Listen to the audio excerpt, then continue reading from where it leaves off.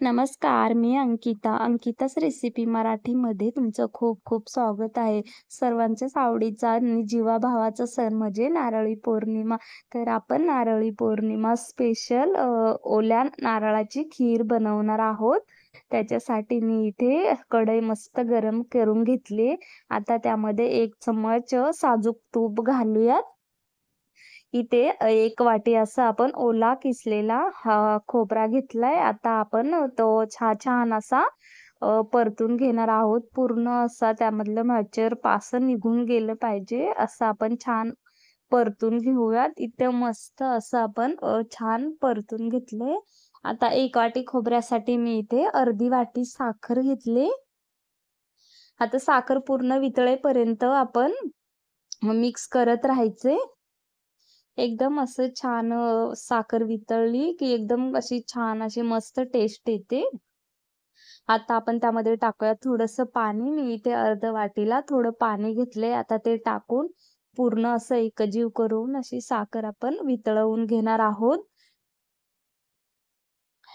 आता आपण यावरती असं झाकण ठेवून 2 ते 3 मिनिटासाठी शिजून घेणार आहोत. आपल्या नारळामध्ये साखरेचा गोडवा उतरला की खिरीला अजून छानच चव येते. इथे आपण असं झाकण ठेवून मस्त शिजून घेतले. तुम्ही बघू शकता एकदम अशी छान मस्त आपली खीर तयार आहे. आता आपण इथे दूध असं मीडियम टेम्परेचरवरती गरम करण्यासाठी ठेवले.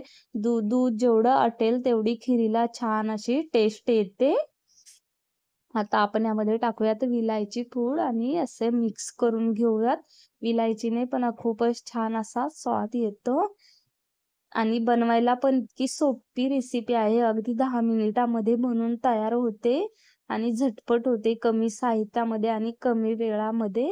आता इथे मी अर्धा लिटर दूध घेतले, असं कडकडीत उकळून तापून घेतले. आता आपण ते टाकूयात आणि छान अशी मस्त उकळी येऊन मिक्स करून घेऊयात.